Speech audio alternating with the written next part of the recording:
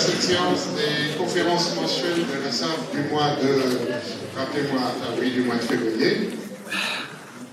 J'espère que c'était pas trop compliqué. Daniel, il y a du monde dehors? Ah. Alors il reste 4, 5, 6, 7. Là, il y a une dizaine de places.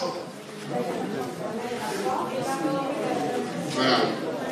Bon, on va attendre. Voilà, il y a une dizaine de places. Oui, la séance de ce soir a eu énormément de succès. Vous l'avez peut-être remarqué. La réservation a été bouclée relativement rapidement. Et ma liste d'attente est longue comme une journée sans fin. C'est Lucky Luke qui disait ça. Ah ben, on a des lettres. Bon, en attendant de faire rentrer les regardateurs, je vous signale quelques conférences intéressantes, justement liées un petit peu au sujet de ce soir, même pas un petit peu, beaucoup au sujet de ce soir, au Café du Pont-Neuf, dans le cadre des mardis de l'espace du CNES, une conférence sur l'ISA Pathfinder. Vous savez que c'est un satellite qui a été envoyé au point de la Grande Gélin et qui a pour but d'essayer de détecter. Vous en parlez peut-être? Voilà, d'accord, vous saurez tout à l'heure. Et justement, celui qui participe à ça, c'est M. Vinetruy qui a écrit ce bouquin. Et c'est le mardi 16 février, donc la semaine prochaine. Vous savez que c'est des entrées libres, mais il faut payer sa consommation. Alors sinon, qu'est-ce qu'il y a d'autre? La prochaine conférence de l'IAP, comme toujours, elle est complète. C'est notre ami Hubert qui va nous parler de je sais pas quoi, d'écologie, l'avenir de la vie sur Terre. Bon, et c'est toujours plein. Et pourtant, ça a été délocalisé à l'Amphi Faradov, vous savez, les rues de l'école de médecine. Faudra bien un petit peu avant faire la queue, si vous voulez une bonne place. Alors, qu'est-ce qu'il y a d'autre? Notre prochaine conférence, je vais vous en dire 2 mots après. Notre ami Bernard Lelard de l'association Vega de Plaisir, ne dites pas que vous ne connaissez pas Plaisir, c'est près de Versailles, nous propose une conférence justement un peu dans ce cadre de la relativité. Il veut essayer de nous faire comprendre Einstein. Mission possible ou mission impossible, on le verra. Donc on vous donne rendez-vous le 12 mars au théâtre Robert Manuel. Sinon, vous voyez, ça défile devant vous.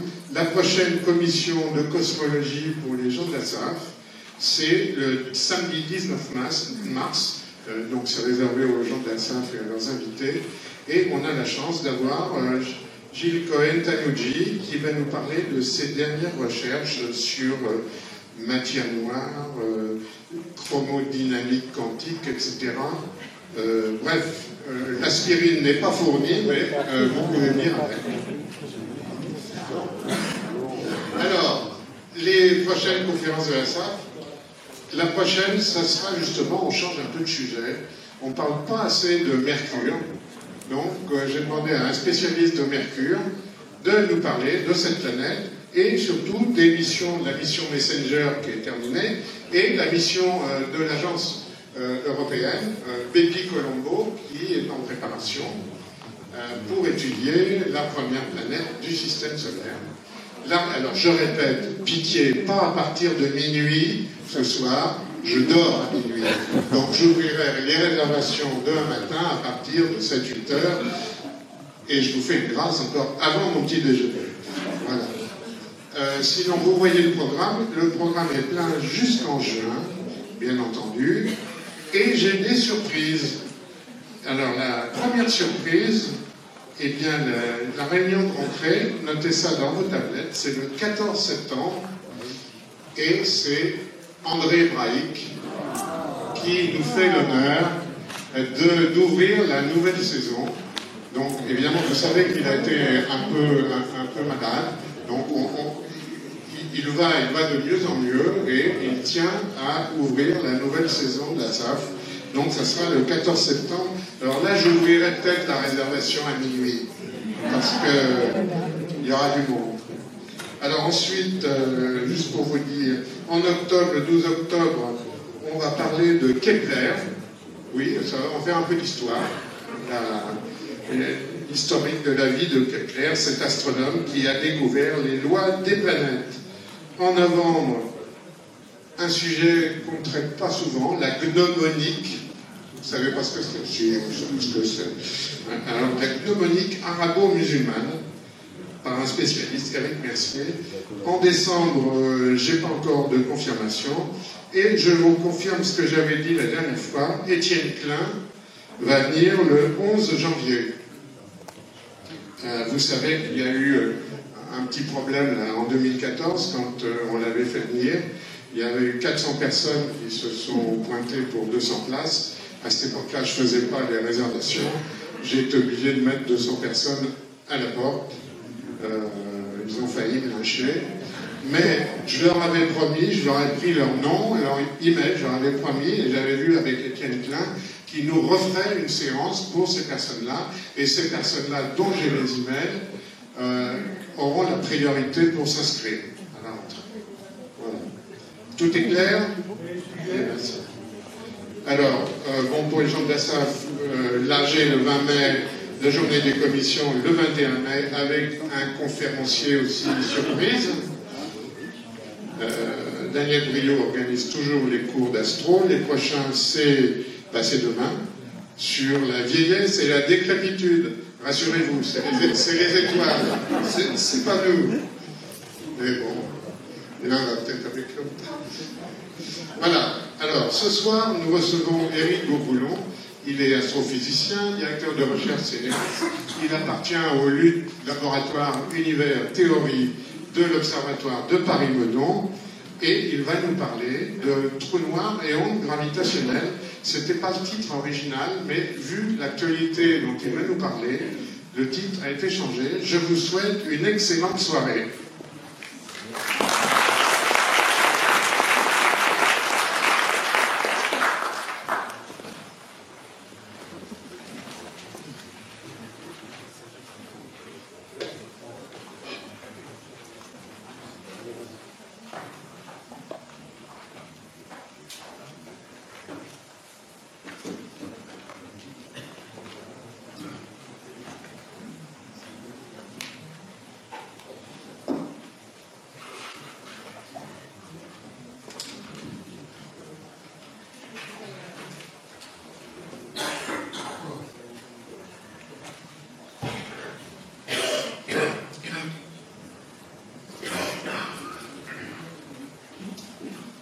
Bonsoir à tous. Donc, comme le disait Jean-Pierre, effectivement, j'ai changé de titre un peu au dernier moment, collé avec l'actualité. On reviendra sur la fin de l'exposé. Donc l'exposé, voici le plan. Après une petite introduction, avant de parler vraiment des trous noirs et des ondes gravitationnelles, je m'attarderai un petit peu sur l'espace-temps. Ça, c'est des objets dans l'espace-temps. Ensuite, donc, on verra les trous noirs. Vous connaissez déjà sans doute beaucoup de choses sur les trous noirs. Je les présenterai en tant que solution des équations d'Einstein. Et puis, on en viendra aux ondes gravitationnelles. Et enfin, dans la dernière partie, c'est celle qui va coller avec l'actualité, c'est la coalescence d'un système lunaire de voilà. Donc, l'introduction. Eh bien, trous noirs et ondes gravitationnelles, eh bien, en fait, si on veut leur trouver un dénominateur commun, eh bien, c'est l'espace-temps. Plus précisément, les deux sont des distorsions de l'espace-temps. On peut les voir comme des distorsions de l'espace-temps. Alors, il y a une différence évidemment entre les deux, c'est que les trous noirs, c'est des distorsions extrêmes de l'espace-temps, alors que les ondes gravitationnelles, au contraire, ce sont des distorsions infimes de l'espace-temps, des petites perturbations de l'espace-temps. Donc ça, c'est, voilà, si on voulait trouver un dénominateur commun, un lien entre les deux. Et d'un point de vue mathématique, disons, ce lien se manifeste par le fait que ce sont toutes les deux des solutions du vide des équations de la relativité générale, qu'on appelle les équations d'Einstein. Alors, équation du vide, ça veut dire que dans le terme source, on ne met pas de matière, donc c'est des équations qui existent même dans le vide, même en absence de matière, aussi bien les ondes gravitationnelles que les trous noirs. Ils n'ont pas besoin de la matière ordinaire pour exister. On verra ça tout à l'heure. Voilà. Donc, je l'ai dit, c'est des distorsions de l'espace-temps. Donc là, ça amène naturellement à se poser la question, en fait, c'est quoi l'espace-temps? Parce qu'avant de parler de ces distorsions, il faudrait déjà parler de l'objet lui-même, de l'espace-temps. Donc c'est pour ça que dans un premier temps, j'ai choisi de vous introduire à l'espace-temps de la relativité, précisément. Alors une question, qu'est-ce que l'espace-temps? Alors il y a une constatation assez facile qu'on peut tous faire, c'est qu'on vit dans un espace-temps à 4 dimensions, plus précisément on a 3 dimensions d'espace. Je ne vais peut-être pas détailler beaucoup, ça semble assez naturel, c'est l'expérience quotidienne. Par contre, le temps, lui, possède une seule dimension, ça veut dire qu'il faut un seul nombre pour se repérer dans le temps. Alors, vous allez peut-être me dire, oh ben non, des fois quand on donne une date, il y a plusieurs nombres, il y a le mois, le jour, l'année, l'heure, les minutes, les secondes, mais tout ça, on pourrait concaténer ça en un seul nombre. Par exemple, on utilise le jour julien pour les dates. Et donc, ça veut dire qu'en fait, il faut un seul nombre, donc une seule dimension. Donc, si on mariait les deux, ça ferait un espace à 4 dimensions. Et la question qu'on peut se dire, mais ce sont deux concepts complètement différents. Pourquoi vouloir marier l'espace et le temps? Ça paraît un peu bizarre. Alors, dans un premier temps, si on peut se contenter d'une union purement mathématique, on peut se dire, après tout, voyons voir ce que ça donne d'un point de vue mathématique, les descriptions de ça, de l'espace-temps. Alors, là, pour les besoins de l'exposé, je ne peux pas représenter un espace-temps à 4 dimensions. Donc je vais le représenter à 2 dimensions, c'est-à-dire je vais supprimer 2 dimensions d'espace. En fait, donc il n'y aura qu'une seule dimension d'espace, ici, la dimension horizontale, je l'appelle petit x. Et là, j'ai mis une dimension de temps. Lui, le temps, je ne peux pas supprimer les dimensions, il n'en a qu'une, donc si on veut garder son essence, il faut le garder. Alors, dans cette description mathématique, on peut placer tous les événements qui se produisent dans notre univers, et on peut, si on considère une particule, ou un système dont on réduit la taille à un point, et bien en fait dans l'espace-temps, ce point, cette particule, ça ne va pas être représenté comme un point, mais comme une ligne qu'on appelle la ligne d'univers. Parce que vous pouvez imaginer, par exemple, cette ligne d'univers, c'est la succession dans le temps de toutes les positions des particules. Ici, vous avez la position x. Donc si x bouge, vous voyez, mettons que ce soit t égale 0 ici, là c'est la position x grandit un peu, après x diminue ici, et puis x va grandir à nouveau ici. Un événement dans cet espace-temps, c'est un point, c'est-à-dire que c'est une position et une date. Voilà. Donc c'est un continuum, comme ça on peut s'amuser à représenter les choses dans un diagramme comme ça. Et on peut même parler d'espace-temps newtonien, c'est-à-dire que la physique, avant même de parler de relativité, on peut décrire toute la physique newtonienne dans un cadre d'espace-temps. Ça n'a pas été fait historiquement parce qu'en fait, ça n'apporte pas grand-chose. C'est une description mathématique, mais pour la physique, ça n'apporte rien de nouveau. Mais si on veut le faire, on a l'image suivante. On a un temps absolu, chez Newton, c'est un des fondements de la physique newtonienne, il y a un temps absolu qui est le même pour tout le monde dans l'univers, pour toutes les particules, pour toutes les structures de l'univers, c'est le temps newtonien. Il s'écoule indépendamment du contenu de l'univers, et donc en fait, ce temps, si on le représente ici, c'est-à-dire qu'à t égale 1 heure, par exemple, eh bien, j'ai ici l'espace, cette ligne. Alors, ici, c'est représenté comme une ligne, mais il faut imaginer dans votre tête que c'est un espace à 3 dimensions, puisqu'on a supprimé 2 dimensions, donc quand on supprime 2 dimensions, un espace à 3 dimensions, il n'en reste plus qu'une, c'est-à-dire une ligne. Eh bien, cette ligne, ça représente en fait l'espace, l'instantané, si vous voulez, de l'espace, à l'instant t égale 1 heure. Puis, à l'instant t égale 2 heures, voilà, tout l'espace est là.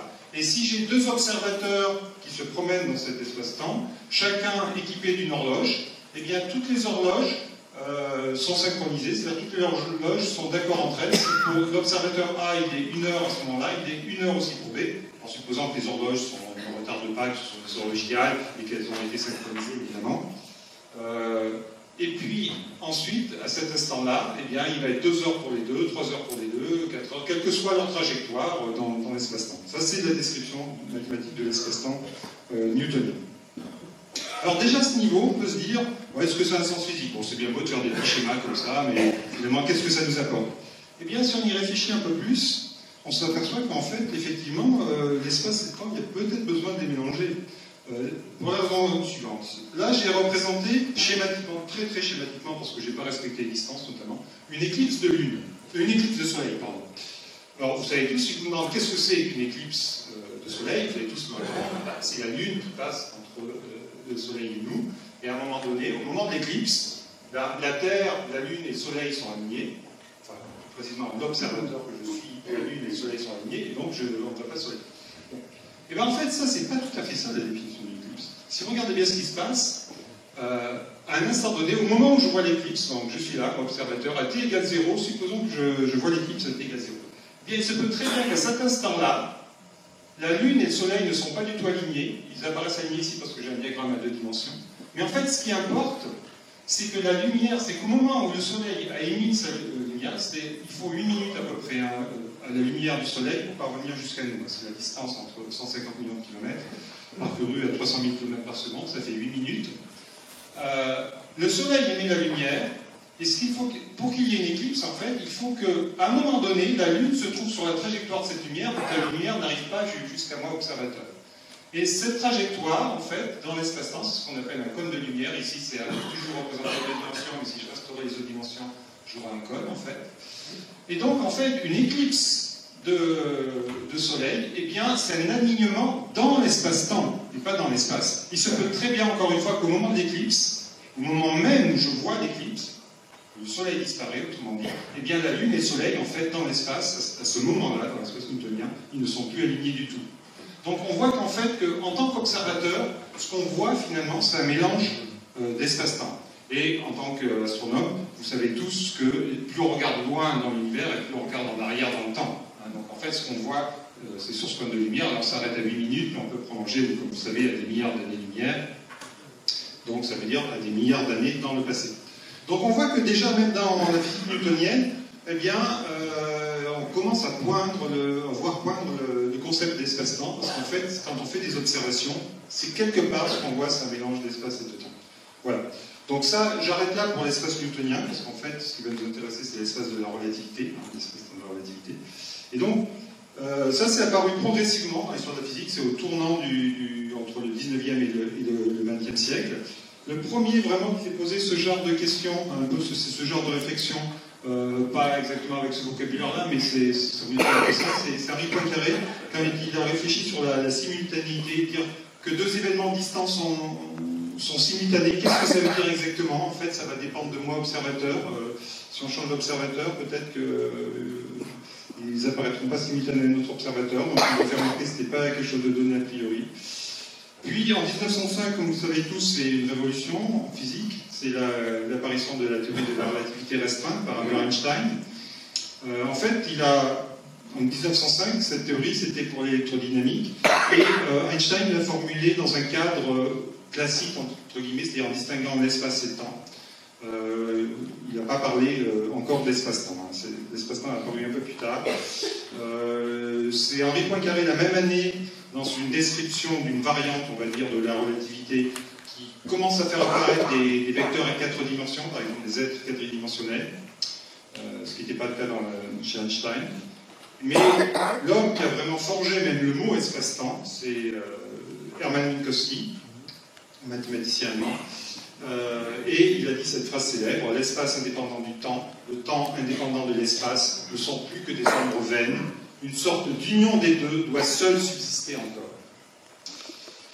Et en fait, ce concept d'espace-temps, ça a été très important, comme vous savez, pour Albert Einstein, parce qu'il a d'abord rejeté ça. En 1908, Einstein dit: c'est une complication mathématique, ok, d'accord, on peut décrire la relativité restreinte en termes d'espace-temps, mais ça n'apporte pas grand-chose. Et puis très vite, il a changé d'avis, parce que quand il a voulu incorporer la gravitation dans la théorie de la relativité, vous savez que la relativité restreinte ne décrit que l'électromagnétisme, elle ne décrit pas du tout la force gravitationnelle.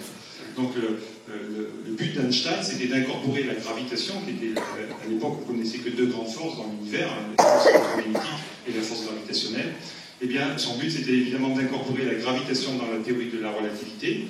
Et en fait, très vite, il s'est aperçu que ce concept d'espace-temps, en fait, c'était vraiment la clé, c'était une des clés pour incorporer correctement la gravitation dans la relativité. Et il lui a fallu 10 ans de réflexion et de travaux acharnés pour aboutir, on a fêté le centenaire l'année dernière, pour aboutir en 1915 à la théorie de la relativité générale. Et donc cette théorie de la relativité générale, qui décrit la gravitation de manière relativiste, eh bien, elle repose sur le concept d'espace-temps, et même d'espace-temps court. Alors la théorie, je ne vais pas entrer dans les détails, mais elle est décrite par une équation, là, j'ai écrite, qui s'appelle l'équation d'Einstein. Le membre de gauche, ça décrit la courbure de de l'espace-temps. Les nombres de droite sont contenus en matière. Mais bon, c'est pas le but ce soir de décrire tout ça.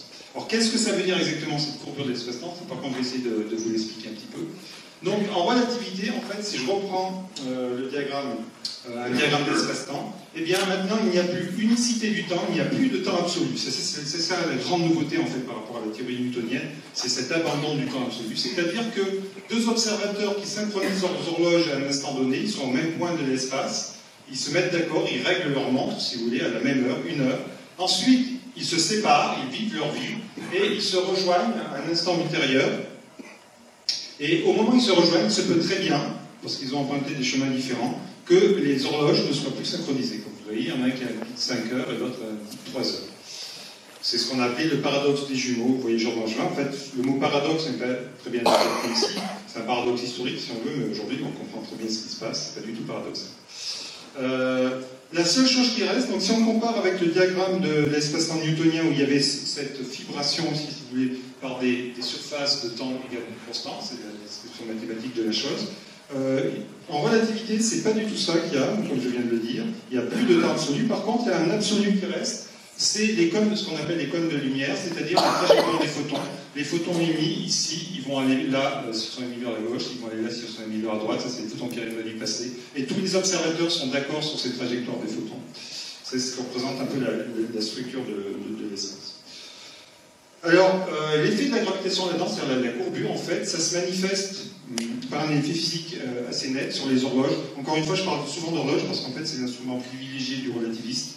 C'est pas la règle. Des fois, dans les cours de relativité élémentaire, on mettait sur le même plan la règle et les horloges. On parlait de la contraction des longueurs et de la dilatation du temps. En fait, pour un relativiste, les longueurs, c'est toujours une quantité dérivée. La quantité primaire, c'est le temps. Donc, c'est donné par une horloge. Si j'ai deux observateurs qui sont à proximité d'un corps massif, ici j'ai représenté par exemple une étoile. Alors une étoile, dans un diagramme d'espace-temps, encore une fois, il n'y a qu'une seule dimension, donc là si vous voulez, c'est le rayon de l'étoile, en quelque sorte, le centre, la surface de chaque côté. Et dans l'espace-temps, quand le temps évolue, eh bien ça va décrire en fait un tube d'espace-temps. Donc j'ai un observateur A ici qui est fixe, en fait, qui ne bouge pas. Vous voyez, sa distance à l'étoile ne va pas bouger. Et là j'ai un observateur B, sa distance non plus ne va pas bouger. Eh bien, si cet observateur A, il règle son horloge sur 1 heure, et à 1 heure, il décide d'envoyer un signal électromagnétique à l'observateur B pour lui dire, ma montre, il est 1 heure à ma montre, règle la tienne sur la même heure. Donc, observateur B, il règle sa montre sur 1 heure. Okay. Puis, au bout d'un moment, quand il est 2 heures, au bout d'1 heure, eh bien, l'observateur A dit, à ma montre, il est 2 heures, il envoie ce signal-là à l'observateur B qui le reçoit. Et, aux surprises, pour l'observateur B, il n'est pas 2 heures, mais il est 5 heures. Donc là, on a un effet de dilatation des temps qui n'est pas dû au mouvement. Vous voyez que la distance entre les observateurs n'a pas bougé, donc ils sont fixes. Donc c'est un peu différent du paradoxe des jumeaux, où il y avait des trajectoires et puis les deux se rencontrent. Là, ils se rencontrent pas. Mais quand pour lui, il s'est écoulé 1 heure, pour celui qui est plus loin dans le champ gravitationnel, eh bien, il s'est écoulé en fait 4 heures. Et ça, on peut le mettre en équation, c'est l'équation qui est là. En fait, on peut chiffrer ça. On voit que ça dépend de la constante de gravitation de Newton, de la masse du corps central et de la distance ici entre A et le centre du corps. Grosso modo, pour un observateur qui serait loin, qui serait à l'infini, un observateur astronomique. Donc on a cette formule, j'y reviendrai tout à l'heure. Voilà cet effet de dilatation temporelle. Et alors dans cette formule, il y a la quantité importante qui apparaît, donc l'effet physique, donc ce rapport des temps, qui va être en fait plus petit que 1, c'est-à-dire que ce temps ici, près du corps massif, il est plus petit que le temps mesuré loin du corps massif, eh bien ce rapport, donc c'est 1 moins quelque chose, c'est seulement plus petit que 1, eh bien le quelque chose en question, c'est un nombre sans dimension, c'est un rapport de temps, il n'y a pas de dimension, et ce nombre sans dimension, donc c'est G qui vient nous rappeler que c'est de la gravitation, C que c'est de la relativité, d'habitude dans les formules de gravitation newtonienne, il n'y a pas de C, donc là on est vraiment en relativité générale quand vous voyez ce genre de formule, du G et du C dans la même formule.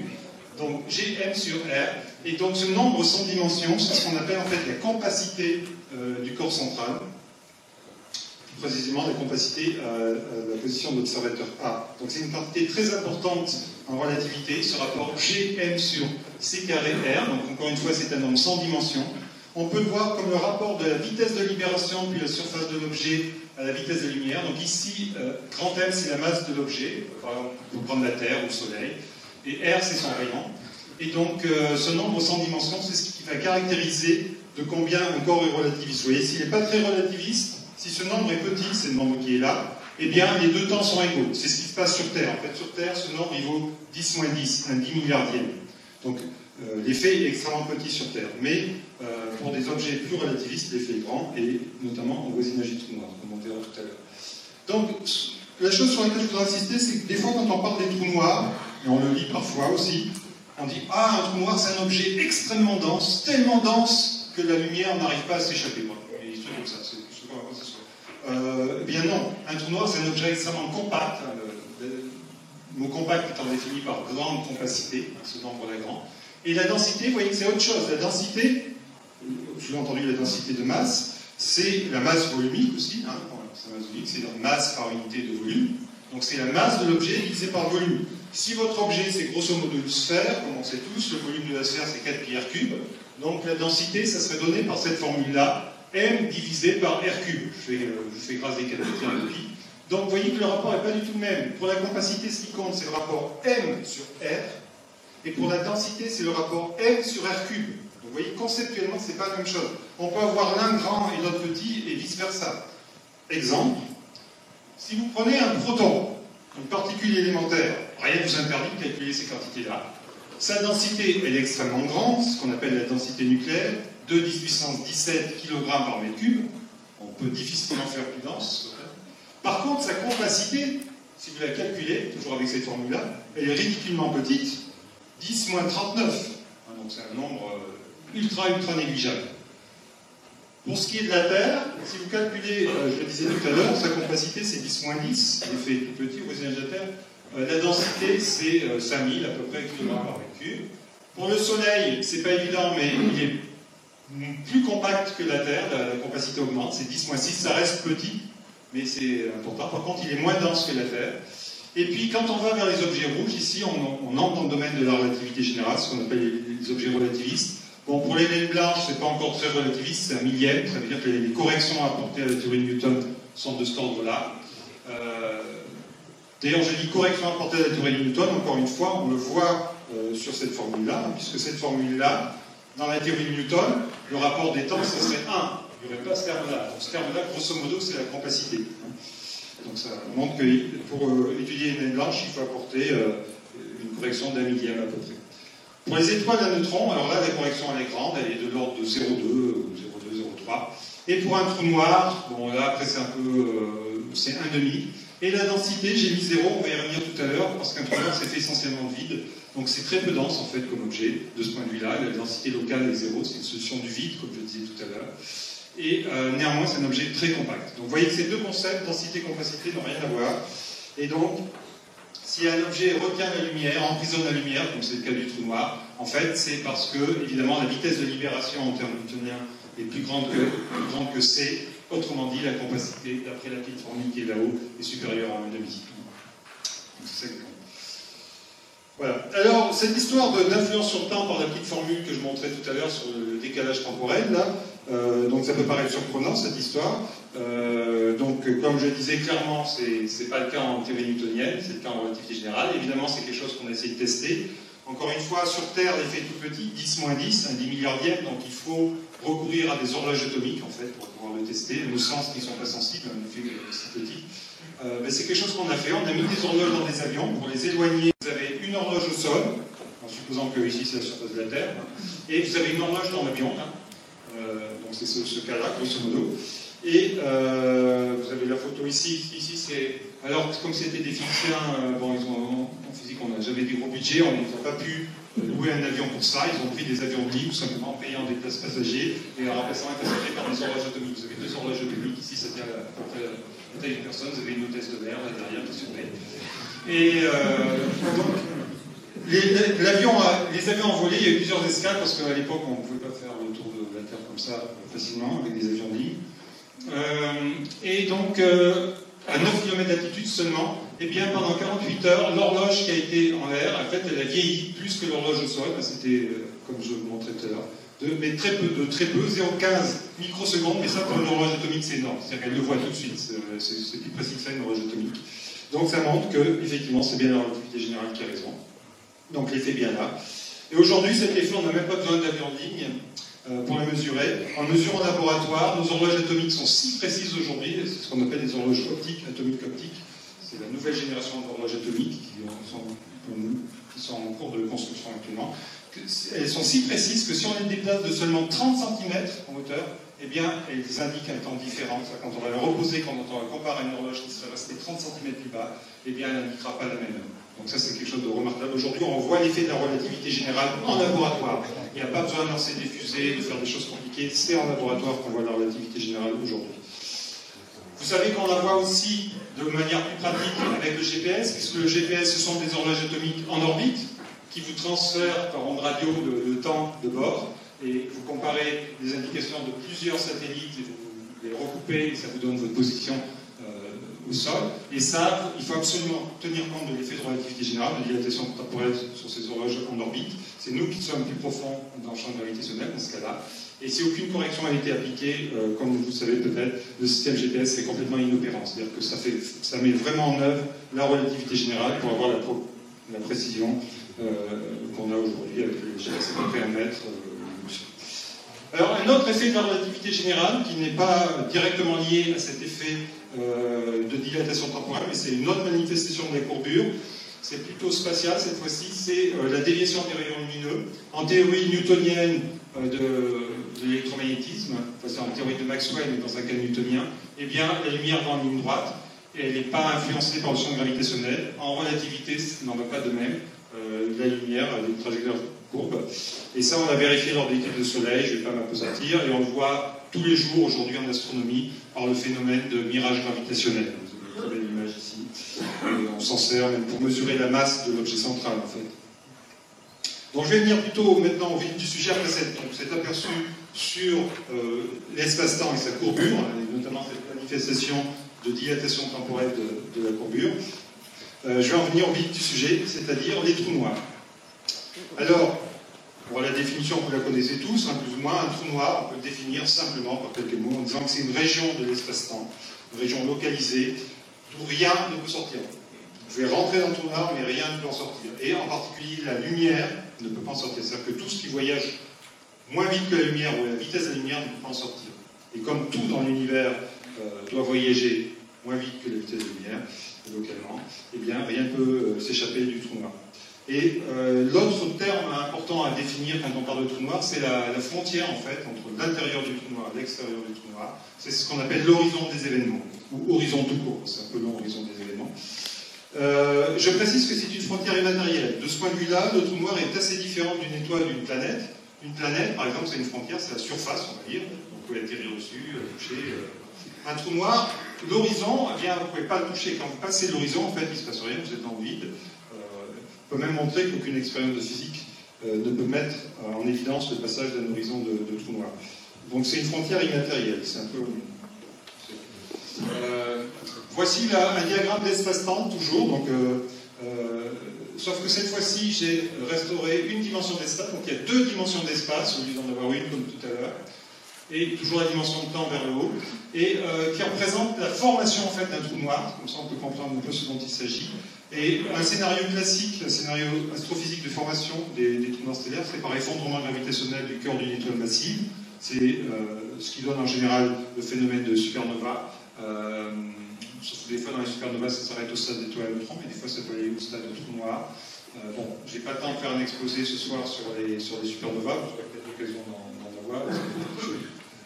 Donc l'étoile, à l'instant donné, le cœur de l'étoile s'effondre sous l'effet de la gravitation, et à un moment donné, une singularité va apparaître au centre, mais bien avant, ici, si on regarde les trajectoires des photons, eh bien, il y a des photons qui vont pouvoir sortir, d'autres non.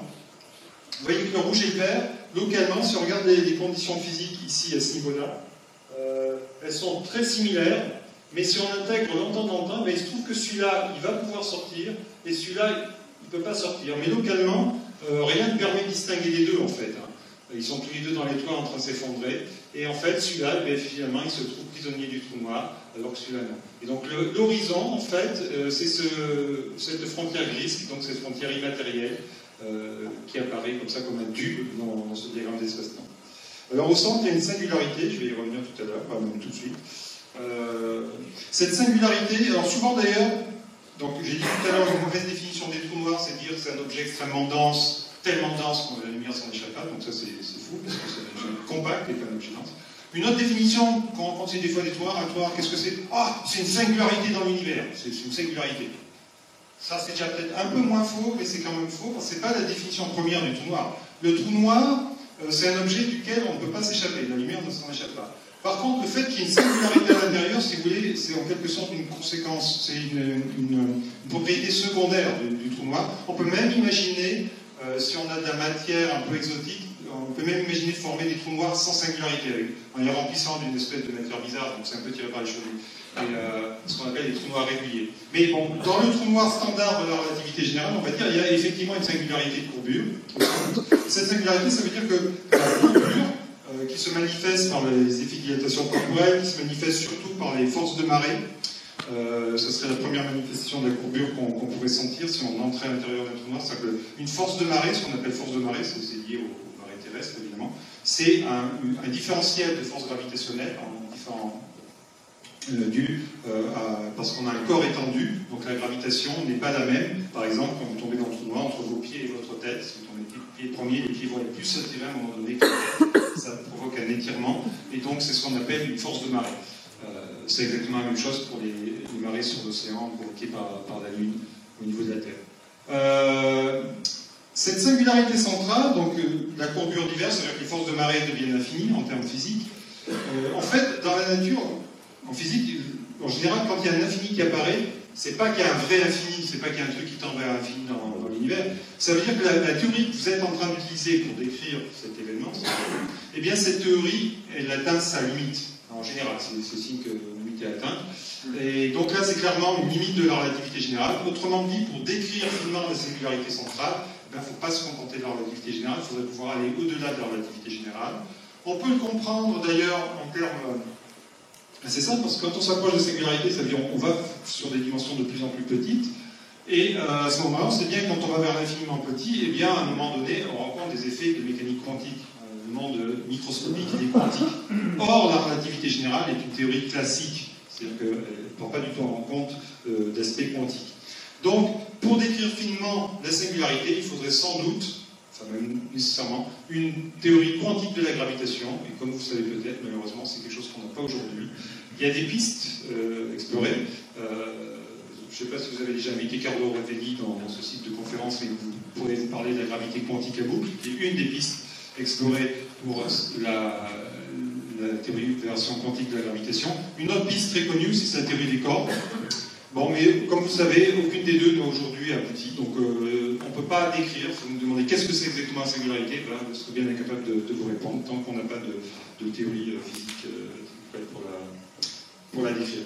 D'un point de vue plus astrophysicien, on peut se dire « Oh, mais c'est pas très grave, de toute façon, la singularité, elle est sous l'horizon, elle est à l'intérieur de l'horizon, comme on voit dans ce diagramme-là. Donc, tout ce qui peut s'y passer, eh ben, on ne verra pas de toute façon. Si on va... La seule façon de le voir, ce serait d'entrer dans le trou noir. Mais si nous, astrophysiciens, on se concentre de rester sur Terre, eh bien, on ne verra pas. Donc, d'un point de vue astrophysique, c'est pas trop gênant, finalement, de ne pas savoir ce qu'est la singularité.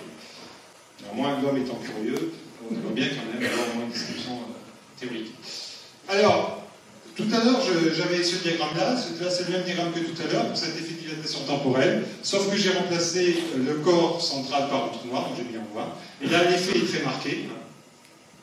Et cet effet, il a été souvent décrit, je n'ai pas d'animation là ici, mais sur un effet de dilatation des temps extrêmes, c'est-à-dire, lui, par exemple, s'il se met à faire coucou, s'il envoie des signaux à intervalles assez réguliers toutes les secondes, mettons, lui, il va voir ces signaux arriver de plus en plus, avec un temps de plus en plus grand.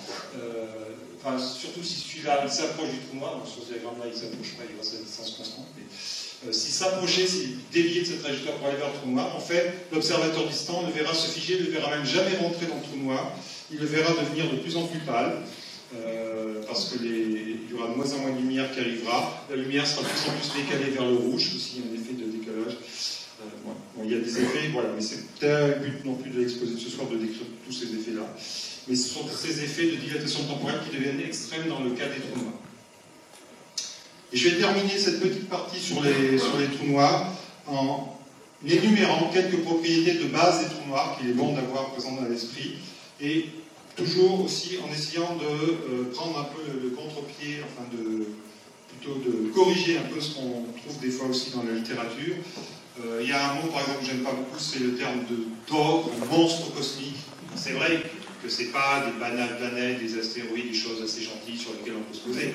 Mais néanmoins, cet aspect-là de monstre, d'ogre, ça fait penser à une espèce d'aspirateur universel, que c'est un objet extrêmement dangereux, il avale tout, c'est une espèce d'objet de Newton. En fait, si vous êtes à distance respectable du trou noir, tout va bien, vous pouvez vous mettre en orbite autour, c'est un champ gravitationnel comme un autre, après tout. Vous pouvez l'étudier, vous êtes en orbite, et puis quand vous en avez marre, vous repartez, et vous ne serez pas avalé par le trou noir. Hein, et c'est seulement si vous franchissez l'horizon, c'est-à-dire que vous entrez à l'intérieur du trou noir, évidemment, là vous ne pouvez pas revenir en arrière.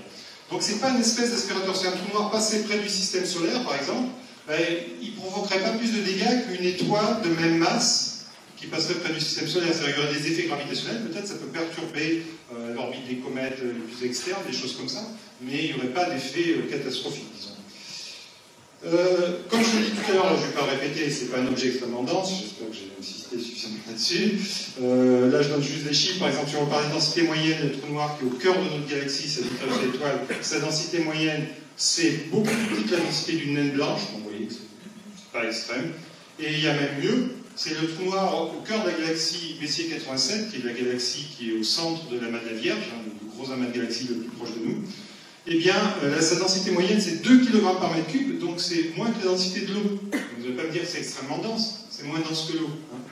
Donc, en fait, plus un trou noir est gros et moins il est dense. Une autre façon aussi de voir que ce n'est pas un objet extrêmement dense, c'est que, comme je le disais, c'est du vide. Quand vous traversez l'horizon, c'est du vide. Et on peut même, en théorie, et on fait ça sur des ordinateurs aujourd'hui, en faisant ce qu'on appelle la relativité numérique, en résolvant numériquement les équations d'Einstein, on peut former un trou noir dans un espace vide de toute matière. Parce que le scénario astrophysique que je vous ai montré tout à l'heure, c'est l'effondrement du cœur d'une étoile. Donc là, il y a de la matière, évidemment, au départ. C'est l'étoile qui se forme. Donc on pourrait se dire, naïvement, ah ouais, il y a de la matière, ok, elle se retrouve toute là, concentrée dans la singularité. Mais elle est toujours là, quelque part. On peut imaginer ça comme ça dans sa tête. Et bien, cette image-là, elle est un peu fausse, parce qu'en fait, on peut très bien former un trou noir sans matière du tout au départ. On peut construire, c'est académique, hein, je vous le concède, mais on peut construire un espace-temps qui aurait que des ondes gravitationnelles. Alors, je vais présenter les ondes gravitationnelles tout à l'heure, mais c'est-à-dire un espace-temps qui est rempli de vibrations, mais c'est du vide. C'est un espace-temps qui bouge, si vous voulez, mais il n'y a pas de matière du tout. Et si vous choisissez bien les conditions initiales, eh bien, il se peut que ces ondes gravitationnelles, elles se focalisent en un endroit de l'espace-temps, et la courbure augmente de plus en plus, et à un moment donné, un horizon apparaît, puis une singularité, et vous avez formé un trou noir avec uniquement un paquet d'ondes gravitationnelles. Donc ça montre bien qu'il n'y a pas besoin du tout, en relativité générale, de matière pour former un trou noir. La propriété, sans doute, la plus remarquable des trous noirs, c'est ce fameux théorème d'unicité. C'est assez unique en physique, je veux dire, qu'il y a, pour des objets macroscopiques, évidemment, pour des objets microscopiques, il y a un théorème d'unicité, par exemple, un électron, c'est un électron, il n'y a pas deux sortes d'électrons différents, ils sont tous pareils. Là, on parle d'objets macroscopiques, d'objets qui sont dans l'univers, eh bien, ils sont tous pareils, grosso modo. Autrement dit, pour décrire un trou noir, il suffit de connaître deux noms, sa masse et ce qu'on appelle son moment cinétique, ou son spin, si vous voulez, c'est des quantités physiques qui mesurent l'état de rotation du trou noir. On pourrait rajouter la charge électrique, si vous voulez, mais si on suppose que dans l'univers tous les corps sont neutres, à ce moment-là, il n'y a pas de charge électrique. Donc c'est ces deux nombres-là, et ça, avec ça, vous avez entièrement la solution de trou noir, c'est ce qu'on appelle la solution de Kerr. Et ça, c'est assez unique. Si vous pensez à une planète, par exemple, ou une étoile, il faut beaucoup plus que deux nombres. Avec, par exemple, si vous voulez décrire la Terre, eh bien, si vous donnez que sa masse et son spin, c'est-à-dire son taux de rotation, ben, ça ne suffit pas. Par exemple, pour décrire nous ici ce soir dans cet amphithéâtre, il faut un sacré paquet de nombres. Puis il y a les montagnes, il y a les petits oiseaux, les rivières, etc. Donc c'est extrêmement complexe, une planète. Oui. Un trou noir, c'est extrêmement simple. On dit que c'est extrêmement lisse. Ça a été résumé par John Wheeler par la phrase célèbre « Un trou noir n'a pas de cheveux ». John Wheeler, c'est la même personne d'ailleurs qui a en fait emprunté dans une assistance du terme trou noir et qui l'a popularisé. La masse, donc ça c'est la propriété fondamentale des trous noirs, c'est ce théorème d'unicité qui sont tous décrits par leur masse et leur moment cinétique.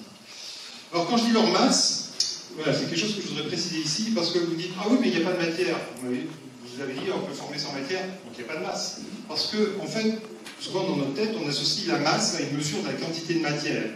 Alors, en termes de physique newtonienne, c'est pas complètement faux. Plus vous rajoutez de matière, plus vous augmentez la masse en général. C'est une expérience assez commune. Mais en relativité, et notamment en gravitation relativiste, c'est pas ça la masse. La masse en relativité générale, c'est une caractéristique du champ gravitationnel. C'est quelque chose qui vous dit, par exemple, quand vous tournez en orbite autour, c'est ce qui va vous donner la vitesse de rotation. Si vous pensez aux lois de Kepler, en tête les lois de Kepler, la période de rotation, elle est fonction de la distance au centre et de la masse qu'il y a au centre. Eh bien, c'est comme ça qu'il faut voir la masse en relativité. La masse, c'est une des caractéristiques du champ gravitationnel. C'est ça la vraie définition de la masse. Et donc, un trou noir, bien qu'il n'ait pas de matière, il a de la masse. Il a aussi du moment cinétique, comme je le disais.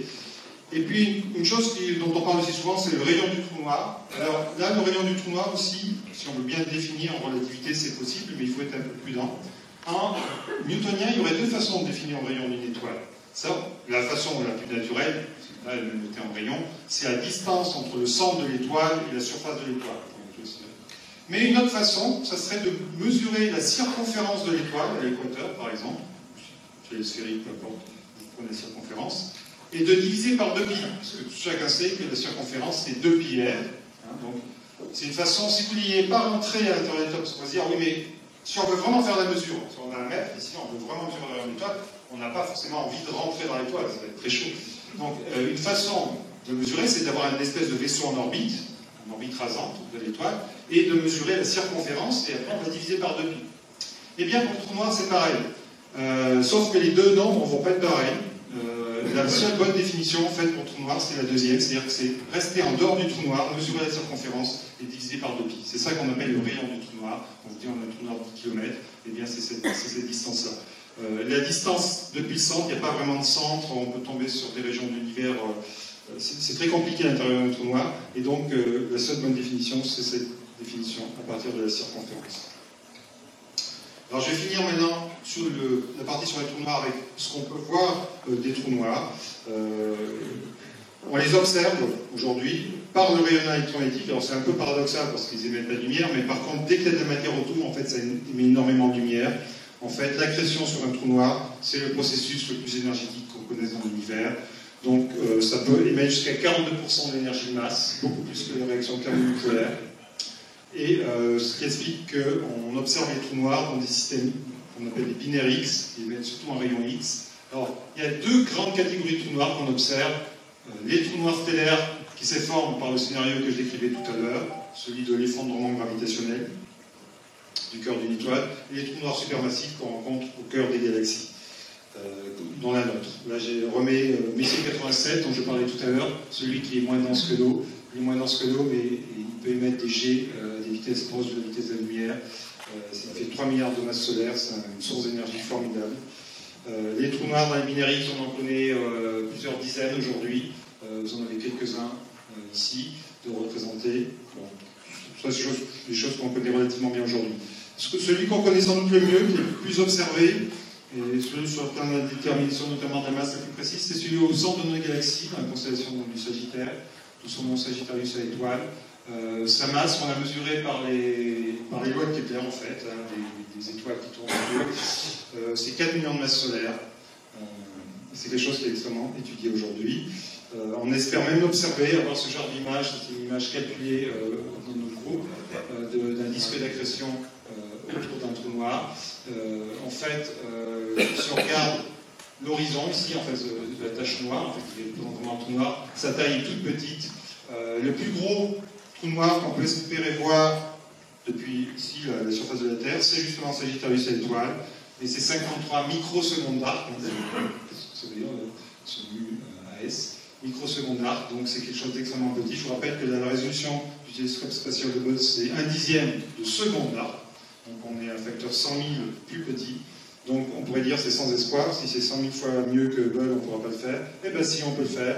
Il faut avoir un télescope beaucoup plus gros que les 2,50 m de Hubble. Et beaucoup plus gros, ça veut dire un télescope de la taille de la Terre.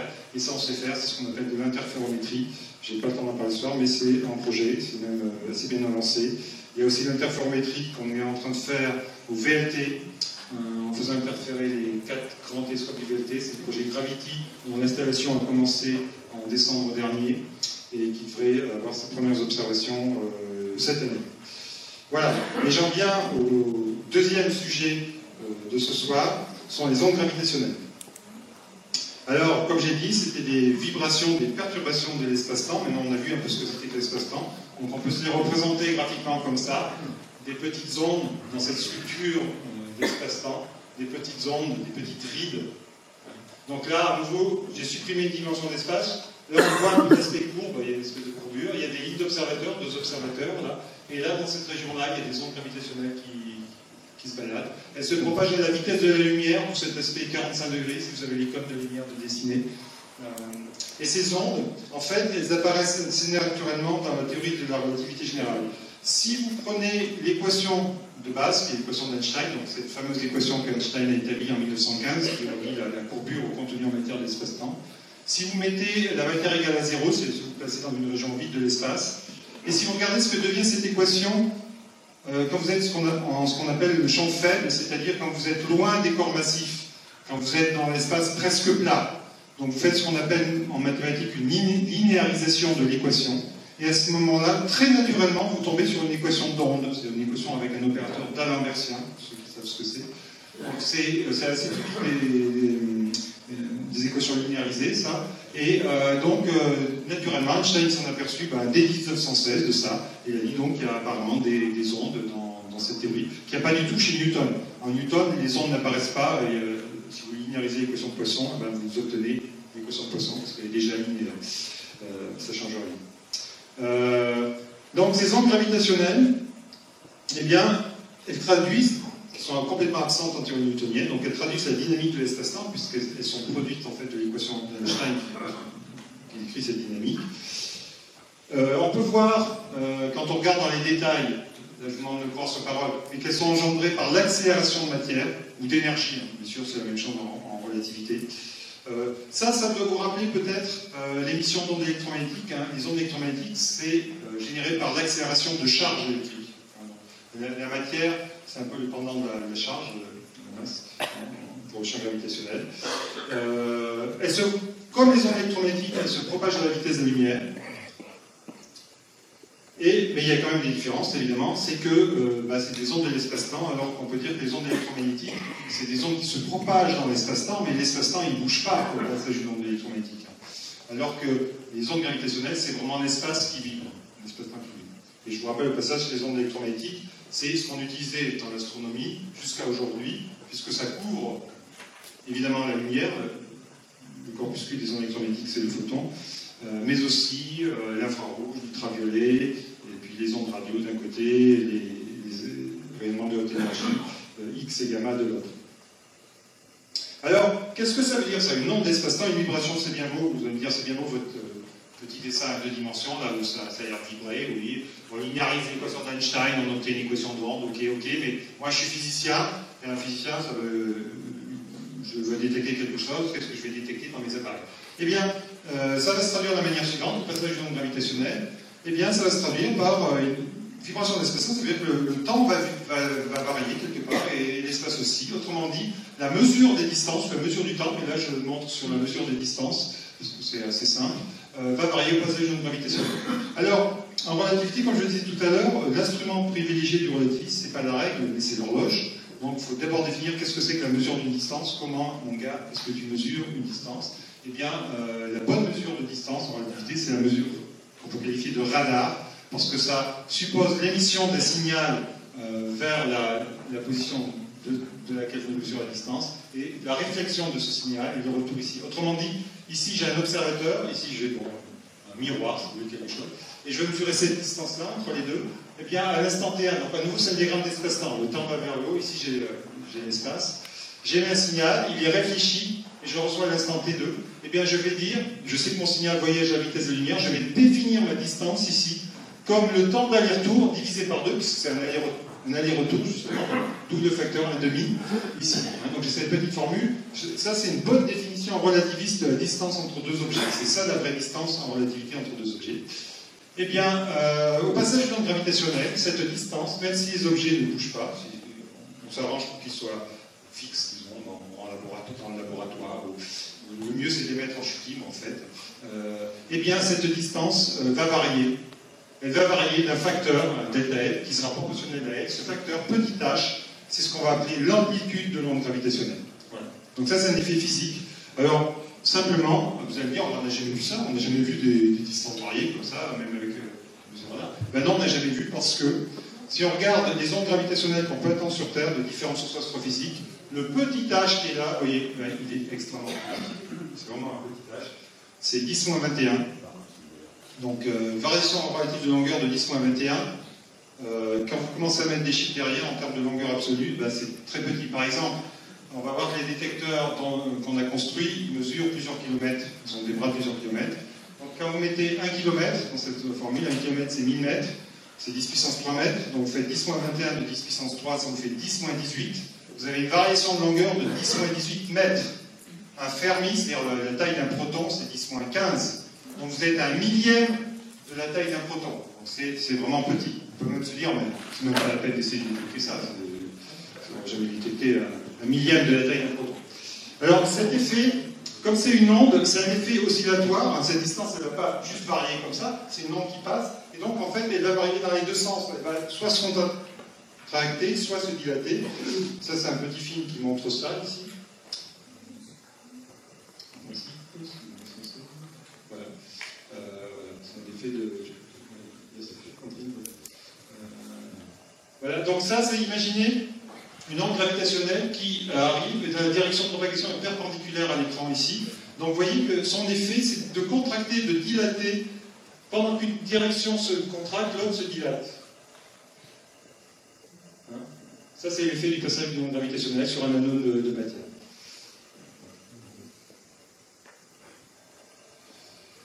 Alors, on pourrait se dire, en tant que bon physicien, bon, ok, on a compris l'effet, il est petit, mais essayons quand même. Et on peut se mettre dans la même position, par exemple, que les physiciens de la fin du XIXe siècle, quand Maxwell leur a parlé des ondes électromagnétiques, parce qu'avant Maxwell, on ne parlait pas d'ondes électromagnétiques, ils se sont dit, bah, essayons de voir si on ne peut pas les détecter, ces ondes. Et donc, il y a Hertz, notamment, dans son laboratoire, il avait produit avec des trucs qui faisaient des étincelles, des machins comme ça, des ondes électromagnétiques à un bout du laboratoire. Il avait un détecteur, un circuit, une antenne, à l'autre bout, et du coup, il était content, il a pu détecter les ondes qu'il avait produites. On pourrait se dire, on va faire la même chose. Donc, on sait qu'il faut de la matière pour produire des ondes gravitationnelles. Et on pourrait se dire, mais essayons de faire ça en laboratoire. Alors, accélérer la matière, bon, on peut essayer de la secouer, mais on a envie d'avoir beaucoup de matière, donc il faut se dire, mais comment on va faire? Eh bien, un moyen simple en physique d'accélérer de la matière, c'est de la mettre en rotation. Parce que vous allez avoir ce qu'on appelle l'accélération centrifuge, centripète, pardon. Et donc, on peut penser à quelque chose, on va se dire, on va faire une bonne expérience, on va prendre un cylindre, bien sûr, un truc à 1 mètre de diamètre, vous voyez, une longueur de 20 mètres, et puis je fais tourner aussi vite que je peux. Je suppose que j'ai un moteur suffisamment puissant, aussi vite que je peux, c'est-à-dire à la limite de rupture, hein, parce qu'à un moment donné, votre acier va péter, l'accélération est trop forte. Eh bien, donc ça fait 28 radians par seconde, et ce faisant, l'énergie, on peut calculer par les formules de relativité générale, l'énergie que vous émettez, ça va être 10 moins 29 watts. Donc c'est quand même petit, c'est même extrêmement petit. Je vous rappelle que là on parle d'un objet macroscopique, je ne suis pas en train de vous parler d'une particule qui émet 10 moins 29 watts, ok, d'accord. Là on a un objet macroscopique, il va falloir que je détecte ça. Et là, on peut se dire, no way, quel que soit mon détecteur, je peux imaginer une puissance de 10 moins 29 watts, je ne vais jamais pouvoir la voir. Donc, ça veut dire que contrairement aux ondes électromagnétiques, on ne peut pas vérifier la théorie d'Einstein en laboratoire, pour ce qui est des ondes gravitationnelles. J'ai dit qu'on pouvait la vérifier pour le temps, je vous rappelle cette expérience, on déplace en horloge atomique aujourd'hui de 30 cm, et on voit le temps qui change. Ça, on peut le faire. Les ondes gravitationnelles, bon, on ne peut pas le faire. On n'a même pas essayé. Mais par contre, l'univers est à la rescousse, et dans l'univers, il y a beaucoup plus que le cylindre de 20 mètres de long là, qui tourne. Il y a des objets très relativistes, il y a des étoiles à neutrons, système binaire, et ça c'est de l'accélération quand on a un mouvement orbital. Et ce sont des objets avec un champ de gravitation très fort, et elles émettent beaucoup d'ondes gravitationnelles. On ne les a pas encore détectées celles-ci sur Terre pour ce système-là, mais on a pu mesurer leur perte d'énergie. En relativité générale, c'est comme en physique newtonienne, l'énergie se conserve. Donc, deux objets comme ça, eh bien, ils vont émettre des ondes gravitationnelles, et ce faisant, ils perdent de l'énergie, et on a pu mesurer cette perte d'énergie par le rétrécissement des orbites. Tout objet, système autogravitant qui perd de l'énergie, les orbites se rétrécissent. C'est le même phénomène qu'un satellite, par exemple, frotte sur les hautes couches de l'atmosphère, eh bien, donc il perd d'énergie en frottant, et en fait, son orbite, eh bien, il va descendre en spirale, il va finir par rentrer dans l'atmosphère. C'est un peu le même effet, si vous voulez, cette perte d'énergie, sauf que ce n'est pas un frottement sur le téléphone. Et voyez les points sur cette courbe, c'est un pulsar binaire qui était détecté en 1975, la figure va jusqu'en 2003, et les points, c'est les observations de cette diminution des orbites, et la ligne droite, c'est la prédiction de la relativité générale, si on suppose que cette perte d'énergie est due à l'émission d'ondes gravitationnelles. Vous voyez que l'accord est remarquable, à l'œil, c'est parfait, on peut même mettre des normes, c'est mieux que le pourcent, c'est quasiment le dixième de pourcent. Et donc ce résultat, très beau résultat, a déjà valu le prix Nobel de physique en 1993 avec C. Taylor, les deux astrophysiciens américains qui observaient ce pulsar. Et donc ça, pour la démonstration de l'existence des ondes gravitationnelles. Alors ce qu'on n'a pas encore fait, enfin, jusqu'à aujourd'hui, jusqu'à l'annonce de demain, on va dire, enfin ça a déjà été fait du coup, c'est les détecter sur Terre. Alors pour ça, on avait construit des détecteurs comme ça. Ça, c'est des détecteurs franco-italiens Virgo, donc je vous dis tout à l'heure 3 km sur 3 km. Je pense que je n'ai pas trop le temps de m'apesantir sur le schéma de principe d'un interféromètre de communication améliorée, c'est avec des cavités Fabry-Perot, mais bon. Toujours est-il que ce genre d'instrument, les interféromètres, ça peut détecter des mesures de variation de distance très petites. C'est-à-dire que quand l'onde gravitationnelle va passer, si elle arrive comme ça, dans les bras qui font 3 km, celui-là par exemple va se contracter pendant que celui-là s'étire, et là les franges vont légèrement bouger, et ce genre d'instrument, en fait, eh ben, il est quand même sensible à des ondes de 10-21. Et les Américains en ont construit deux, un chaque côté des États-Unis, un à Washington et un autre en Louisiane. Ils font 4 km, c'est exactement le même principe. Ça, c'est les courbes de sensibilité. Vous avez des amplitudes, ici, vous voyez 10-21, 10-23. Pour qu'un signal soit détecté, il faut qu'il soit au-dessus de la courbe. C'est les versions avancées du détecteur américain LIGO, là, qui vient d'entrer en service, qui est entré en service en mois de septembre dernier. Là, c'est la version avancée du détecteur Virgo qui va entrer en service à la fin de l'année. Et ce qui est important ici, c'est la barre de fréquence entre 10 Hz et 10 puissance 3 et 1 kHz. Ici, c'est la fréquence des ondes gravitationnelles, la fréquence à laquelle les distances vont vibrer. Alors, ça c'est au sol, donc il faut retenir ces chiffres. Au sol, donc on pourra détecter des ondes gravitationnelles entre 10 Hz et 1 kHz. Mais il y a des systèmes dans l'univers, notamment des systèmes massifs, qui émettent des ondes gravitationnelles de beaucoup plus basse fréquence. Celles-ci, en raison du bruit sismique, on ne peut pas les détecter sur Terre, et on est obligé d'aller dans l'espace. Et là, on voit ce que disait Jean-Pierre tout à l'heure. C'est le projet LISA Pathfinder. Le projet plus précisément s'appelle ELISA, le détecteur lumineux s'appelle ELISA, il a été sélectionné par l'ESA, mais pour être lancé autour de 2028-2030. Donc c'est pas pour tout de suite. Pour tout de suite, ce qui est en orbite, c'est ce qu'on appelle un démonstrateur technologique. C'est-à-dire c'est un appareil qui va valider des technologies nécessaires au détecteur gravitationnel, mais lui, il ne détectera aucune onde gravitationnelle. Mais c'est néanmoins un premier pas important. Donc ça a été lancé au point de Lagrange L1. Et ça va bientôt relâcher les masses tests dedans. Et c'est la semaine prochaine, je crois qu'ils vont le mettre vraiment en marche. Pour l'instant, tout va bien. Une autre façon de détecter les ondes gravitationnelles, à laquelle on ne pense peut-être pas, mais c'est des radiotélescopes. On peut dire, mais un radiotélescope, ça détecte les ondes électromagnétiques. Et évidemment, là, je vous montre l'ANSEE, qui a un instrument clé pour ce qu'on appelle le réseau européen de chronométrage des pulsars. Et ce qui se passe, c'est que si une onde gravitationnelle passe entre le pulsar et nous, eh bien, ça va perturber la propagation de l'onde radio. Et comme ça, on pourrait détecter ce genre d'onde gravitationnelle. Et ce seraient des ondes gravitationnelles de très basse fréquence. Qu'on peut représenter ici, c'est un peu le même diagramme que tout à l'heure de sensibilité, mais avec des échelles de fréquences qui vont ici de 10 puissance 4 Hz, c'est-à-dire 10 kHz, jusqu'à 10-10 Hz. Donc là, vous avez grosso modo l'inverse d'une année, par exemple, pour vous donner une idée, c'est de très très basse fréquence. Et les pulsars, en fait, leur courbe de sensibilité, ce réseau de radioastronomie, c'est là-haut. Donc ça commence déjà à dire des choses intéressantes, il y a des bandes supérieures. Là, c'est l'instrument LISA dans l'espace, à basse fréquence, entre 10.4 Hz et 10-1, disons, Hz. Et là, c'est LIGO Virgo autour du kHz, un peu en dessous du kHz. Voilà, c'est un peu les... Donc tous ces instruments sont complémentaires, c'est-à-dire que LISA n'est pas concurrent de Virgo, c'est pas du tout le même domaine de fréquence. Ceux-ci vont étudier plutôt les objets massifs, là carrément supermassifs, c'est les trous noirs supermassifs avec les pulsars. Donc c'est des objets vraiment complémentaires. Alors, je vais terminer dans les à peu près 10 minutes, on va dire, qui reste, sur l'actualité chaude, brûlante. même, puisque c'est demain l'annonce officielle, mais bon, ça a tellement circulé sur Internet et tout ça que je ne pense pas déflorer de secret ici ce soir. Dévoiler de secret ici ce soir, pardon.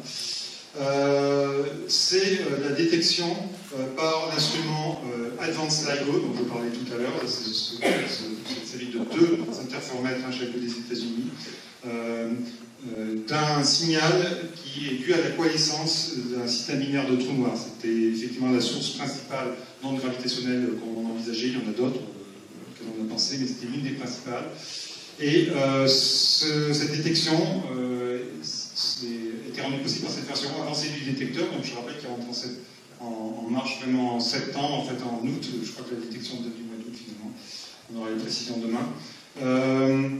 Donc ces détecteurs avaient d'abord fonctionné, Virgo et LIGO avaient fonctionné de 2005-2006 à peu près à 2010-2011, dans la première génération. Ils avaient bien marché, c'est-à-dire qu'ils avaient atteint leur spécification, ce 10-21, mais ils n'avaient rien vu détecté. Donc ils se sont arrêtés en 2011 et ils sont rentrés dans ce qu'on appelle une phase d'upgrade, en fait, d'amélioration des détecteurs. Donc ils ont changé les miroirs, ils ont changé les suspensions, ils ont changé les lasers, donc beaucoup d'éléments ont été changés. Et donc LIGO est rentré en service fin août, début septembre. Et Virgo, eux, ils sont un peu plus en retard, mais ils vont aussi avoir cette version avancée à la fin de l'année. D'ailleurs, il est prévu qu'à la fin de l'année, les deux acquièrent des données en même temps pour pouvoir faire des comparaisons. En tout état de figure, les deux équipes analysent les signaux en même temps. Alors, la coalescence d'un système binaire, qu'est-ce que ça veut dire? Eh bien, ça veut dire qu'il y a beaucoup de systèmes binaires dans l'univers. Il faut commencer par des étoiles binaires, évidemment. Si chacune de ces étoiles est massive, explose en supernova, on peut très bien se retrouver à la fin avec un système de 2 trous noirs, 2 étoiles à neutrons. Là, je vous ai remis la figure du pulsar binaire qu'on connaît bien, c'est 2 étoiles à neutrons. Ce système perd de l'énergie, c'est la même chose, si c'est 2 trous noirs, ça perd de l'énergie. Donc les orbites se rétrécissent, et donc si elles se rétrécissent, le mouvement s'accélère, ça tourne de plus en plus vite. Encore une fois, un satellite qui est freiné, c'est un peu la même chose, un satellite qui est freiné par la haute atmosphère, au début il va plus vite en fait. Les frottements, on pourrait dire, mais ça ralentit. Non, parce que son orbite descend, et en fait, il va en spirale inverse. Donc c'est ce mouvement de spirale accélérée, et donc il y a un emballement, parce que plus vous allez vite, plus vous accélérez, plus vous émettez d'ondes gravitationnelles, donc plus vous perdez de l'énergie, et donc plus l'orbite va se rétrécir. Et donc c'est une spirale infernale qui va mener à la fusion des deux objets. Et ça, on l'avait déjà étudié avant la détection. On l'avait étudié à l'aide d'ordinateurs. On fait ce qu'on appelle des simulations numériques. C'est un domaine qu'on appelle la relativité numérique. C'est essentiellement résoudre les équations d'Einstein dans ces situations très dynamiques où il y a 2 trous noirs à l'aide d'ordinateurs. On ne peut pas le résoudre à la main, c'est trop compliqué. Et voici une simulation réalisée par un groupe américain. Vous avez 2 trous noirs. Donc je vais vous montrer le film carrément. Voilà. Alors, peut-être faire une pause. Ici, il y a trois niveaux de graphique. En haut, vous avez l'orbite des trous noirs. Vous allez voir que ça va faire une spirale. En bas, vous avez la courbure de l'espace qui est représentée par une espèce de diagramme de plongement et avec un code couleur, plus c'est rouge, plus c'est courbé, si vous voulez. Les petites flèches que vous voyez, c'est une représentation graphique d'un aspect magnétique du champ gravitationnel, ce qu'on appelle l'aspect gravito-magnétique. Ça n'a rien à voir avec le champ magnétique, mais c'est une composante du champ gravitationnel qui n'existe pas en théorie Newton. En théorie Newton, le champ gravitationnel est de type électrique. Comme un champ électrique, il n'y a pas d'aspect magnétique. En relativité générale, il y a un aspect magnétique et c'est ce qui est représenté par la petite flèche blanche. Enfin, peu importe. Et en bas, vous avez les ondes gravitationnelles émises au cours du mouvement dans cette simulation numérique. Donc, vous voyez, les 2 trous noirs ont l'impression d'être en orbite stable autour de l'ensemble de masse commun, mais si vous regardez bien, comme les trajectoires sont matérialisées, vous voyez que ça spirale en fait. Ça spirale. Au départ, la spirale est très peu marquée, ça reste proche d'un cercle, mais vous voyez que ça va s'accélérer. Vous avez peut-être remarqué aussi que ça va tourner de plus en plus vite. Mais les 2 trous noirs là, sont bien séparés pour l'instant. Donc ce qui a représenté les bouts noirs, c'est l'horizon des événements de chaque trou noir. Et puis là, ça va aller de plus en plus vite. Voilà. Donc ça, c'est pas des images d'artistes, c'est vraiment des simulations. Voilà. Et là, ça fusionne. Alors là, il y a une pause qui est marquée dans le film. C'est pour qu'on voit au moment où les 2 horizons ne forment plus qu'un, quand on calcule l'horizon des événements, il y a en fait les 2 trous noirs. Qu'est-ce qu'ils vont former? En fait, tout simplement, c'est un trou noir plus gros. Un trou noir plus gros qui au départ a une forme un peu biscornue parce qu'il est issu de la fusion. Et il va tendre vers cette forme idéale dont je parlais tout à l'heure en disant qu'un trou noir c'est un objet extrêmement lisse, ça ne peut pas avoir de forme lisse cornue.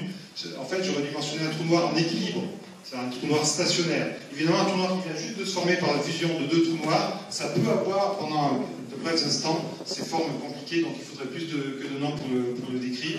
Vous voyez qu'ici, en fait, il va on dit relaxer, c'est-à-dire il va se désexciter par émission d'onde gravitationnelle, et à la fin, on a un seul trou noir. Voilà. Donc ça, c'est autre chose. Donc, alors, on pourrait dire, ça c'est des images de ce qui est calculé dans l'ordinateur, c'est ce qu'on appelle des diagrammes coordonnés, c'est-à-dire, c'est pas la réalité physique, ça c'est une image des choses qui ont été calculées avec la position d'horizon dans ce système de coordonnées X, Y, Z. On peut se poser la question, mais que verrait un observateur qui aurait la chance d'assister à cette fusion de trous noirs? Ça a aussi été calculé, donc là c'est des beaucoup plus belles images. Ça va peut-être vous faire penser aux images d'Alain Ruizuelo, dont j'ai oublié de mentionner tout à l'heure l'image que je montrais du trou noir. C'est la fameuse image d'Alain Ruizuelo.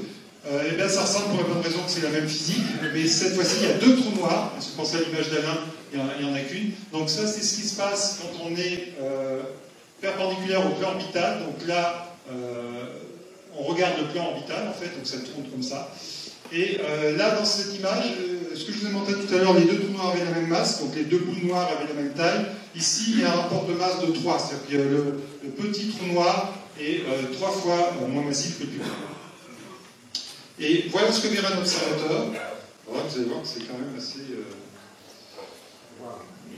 Il se passe beaucoup de choses. Alors regardez bien, vous voyez ici, il se passe vraiment des choses bizarres. On a l'impression qu'il y a un troisième trou noir qui vient de secouer le premier. Vous direz, mais d'où il sort celui-là?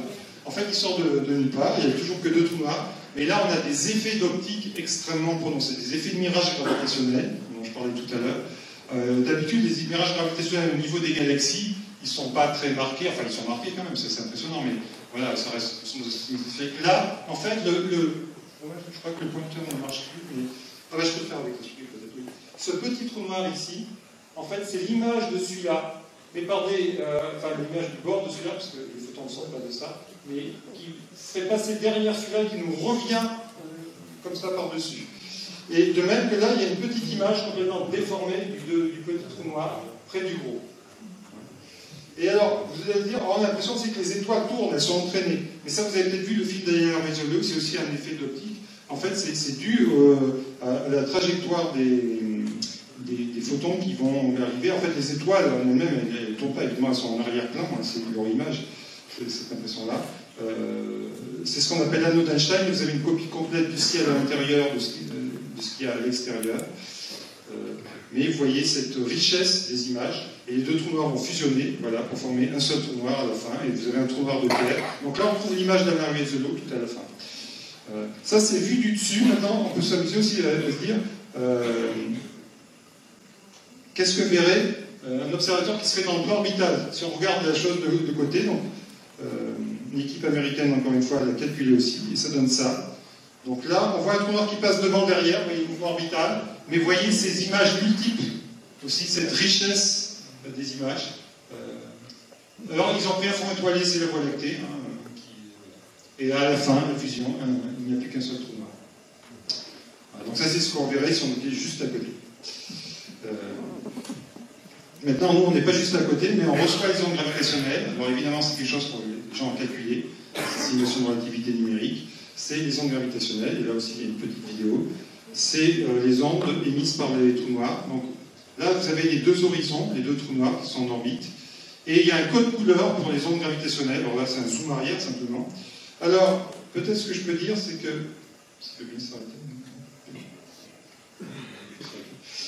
ces images jaunes, ces ondes jaunes, c'est des ondes artificielles qui sont dues aux conditions initiales qui n'étaient pas très bonnes dans cette simulation. Ça compte pas. Voilà, les vraies ondes gravitationnelles physiques, c'est ce qui est bleu clair. Voilà, c'est ce qui arrive là. Ils ont placé des petits objets de test, des mass tests ici, qui oscillent quand les ondes passent, hein, pour visualiser les ondes. Et vous voyez cette forme de spirale, en fait, des ondes qui fait une spirale. Donc ces ondes qui s'éloignent à la vitesse de la lumière, jusqu'à la Terre. Donc là, on est encore dans la phase de mouvement orbital.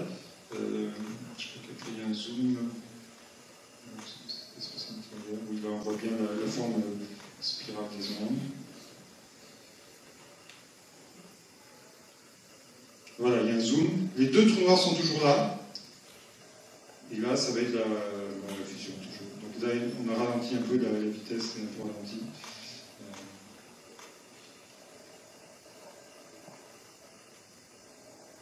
Ça montre un peu l'échelle, ils sont tout proches.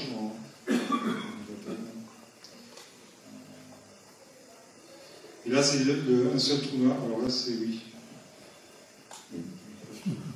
À la fin, il n'y a qu'un seul trou noir. Alors, on peut se poser la question du signal qu'on va recevoir. Donc là, c'est une représentation graphique de ce signal. Oui, c'était là, connecté. La forme d'onde qu'on calcule, voilà la forme d'onde qu'on va détecter sur Terre. Donc il y a cette phase de mouvement spiral accéléré. Donc ça, c'est assez caractéristique dans l'onde, c'est que vous avez une onde de plus grande amplitude, dont l'amplitude augmente, mais aussi la fréquence, vous voyez. C'est de plus en plus resserré dans le temps, les oscillations, donc ça veut dire que la fréquence augmente, et l'amplitude augmente. C'est typique d'un mouvement en spirale accéléré. Et à la fin, quand vous avez la fusion, eh bien, vous avez le trou noir restant, donc là, on a changé d'échelle, c'est grossi. Enfin, c'est diminué plutôt.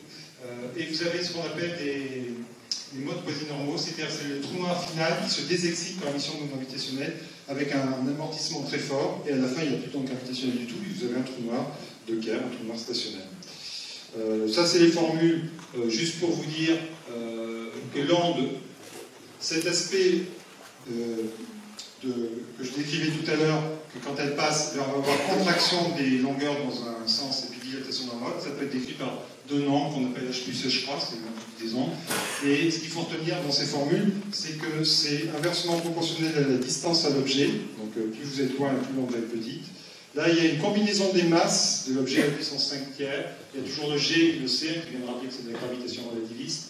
F, c'est la fréquence de l'onde, cette quantité qui augmente dans le temps. Au premier niveau, elle augmente comme ça, avec cette puissance-là négative. Donc ça montre comment elle varie dans le temps, cette fréquence. Et puis, cette combinaison, c'est la combinaison des deux masses. Voilà. Donc c'est la formule voilà, qui donne l'onde. Mais ce que le détecteur, en fait, c'est une combinaison de ces deux grandeurs-là qui va dépendre de où se trouve la source dans le ciel. Donc ça va dépendre de sa position. Donc c'est pas très directif, en fait, un détecteur de gravitationnel. Ce qu'on peut dire aussi, c'est que ça fournit une mesure de la détection de la distance de l'objet, parce que vous avez cette combinaison-là. Si vous regardez la façon dont la fréquence varie, ça vous le voyez, quand vous détectez ce signal-là, vous pouvez dire quelle est la vitesse de variation de la fréquence, c'est-à-dire sa dérivée, ça vous le voyez. L'amplitude, vous la mesurez là, l'ordre de 10-21, et puis, donc vous avez ces quantités-là, et vous pouvez les combiner, ces quantités, la fréquence, donc la fréquence ici, la dérivée de la fréquence, l'amplitude, et vous obtenez des constantes, ici il y aura du pi et des choses comme ça, et la distance de l'objet. Donc c'est une mesure directe de la distance de l'objet, ça je le souligne parce que c'est assez rare en astrophysique d'avoir des... Qu'est-ce qui a été détecté à LIGO? Alors, c'est la même courbe, on la verra demain, ça sera révélé dans les conférences de presse, je n'ai pas prendre mon temps les courbes. Ce qui a été détecté, c'est ce signal-là, et avec les masses individuelles. Voilà exactement ce qui a été détecté, ce que j'ai pris comme exemple. C'est deux trous noirs, la fusion de deux trous noirs assez massifs finalement pour des trous noirs stellaires. Si on pense à Sinus X1, par exemple, dans notre galaxie, qui a 15 masses solaires à peu près, les trous noirs dont on a pu mesurer la masse dans notre galaxie, c'est 10 masses solaires, des fois c'est même 6 masses solaires seulement. 10, 12, 15, peut-être 20, mais des trous noirs aussi massifs, on n'en avait pas encore mesuré. Donc là, il y en a un, il fait 36 masses solaires, l'autre, il fait 29 masses solaires. Quand ils sont rentrés, donc la fusion s'est produite dans une autre galaxie, ça s'est produit assez loin, je pense que on verra le chiffre demain pour la distance. Parce que c'est un événement très rare dans une galaxie donnée, c'est la fusion de deux trous noirs. Quand ils sont rentrés dans la bande de Virgo, pour vous donner des chiffres un peu, dans cette bande, donc ça commence à 10 Hz à peu près, comme je le disais tout à l'heure, dans la bande de LIGO, pardon. Ils étaient distants de 2000 km, chacun, sachant que la taille de leur horizon c'est quelques centaines de kilomètres. Donc c'est un peu comme ce que je montrais tout à l'heure dans les simulations numériques, cette sorte de grandeur-là. Et puis la fréquence a augmenté pour passer de 10 Hz au maximum, ça a été 275 Hz à peu près. Et ça a duré 5 secondes ce signal. Vous voyez, c'est un signal vraiment très bref, parce que ça va très vite. À la fin, les dernières orbites, c'est quelques millisecondes, ça va extrêmement vite. 5 secondes, et pendant ces 5 secondes, une énergie formidable a été émise sous forme d'onde gravitationnelle. 3 masses solaires, c'est carré. C'est une énergie absolument énorme. Ce qui fait que le trou noir final il ne pèse plus que 62 masses solaires. Vous faites la somme des deux trous noirs, et vous avez 65 normalement, 36 plus 29, et à la fin, en fait, il ne reste que 62 masses solaires. Donc c'est cet événement-là, sans doute, qui va être annoncé demain, lors d'une conférence de presse par le groupe LIGO. Donc c'est effectivement une vraie révolution en physique, même si on était convaincu de l'existence des ondes gravitationnelles par le pulsar binaire, je vous montrais tout à l'heure, le prix Nobel, entre guillemets, a déjà été donné pour ça, pour la démonstration de l'existence des ondes gravitationnelles. Là, ce qui est formidable avec ça, c'est qu'on va pouvoir s'en servir pour observer, on les détecte enfin au sol, dans nos appareils.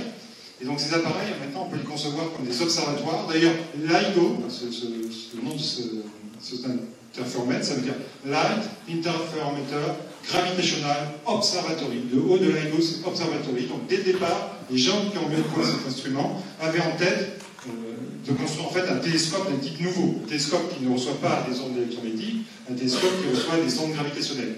Et vous voyez que là, on a pu mesurer un événement qui par lui-même n'émet aucun photon. Il y a deux trous noirs isolés dans l'espace, quelque part dans une autre galaxie.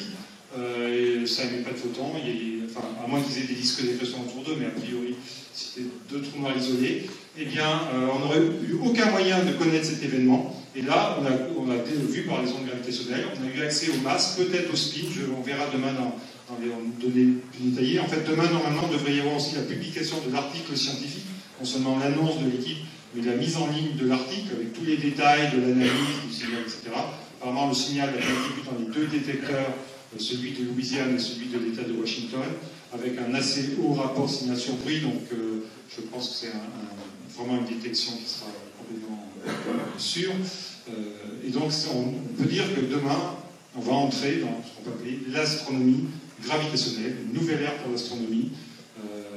Il n'y aura plus que les ondes, pas seulement les ondes électromagnétiques. Il y avait aussi les neutrinos. C'est vrai que si on voulait être exhaustif au niveau client, nos vecteurs d'information sur l'univers, essentiellement évidemment les ondes électromagnétiques de toute nature, du photon X au photon gamma aux ondes radio. Il y avait les neutrinos qui venaient du Soleil, ceux qui sont venus de la supernova 87A, les neutrinos de haute énergie qu'on a détectés dans Ice Cube, par exemple. Donc on a quelques neutrinos qui sont ni des ondes gravitationnelles ni des ondes électromagnétiques.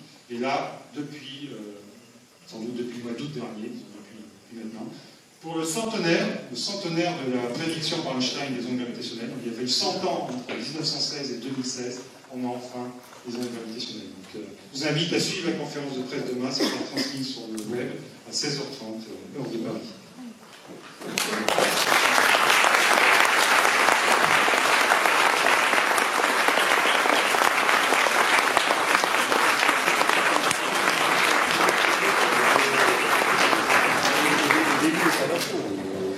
Merci Eric, c'était formidable. Donc on a des informations en avant-première. J'ai noté que ça vous intéressait de nous parler la prochaine fois, une autre fois, de supernova. C'est pas tombé dans l'oreille d'un aveugle. Ça pourrait être un collègue plus spécifique que moi là-dessus. Bon, est-ce que vous avez des questions? Je suis sûr que vous en avez. Mon cher Xavier, parle fort. Je voudrais savoir si jamais l'espace-temps a une existence intrinsèque, une existence propre, en dehors des masses qui le distordent.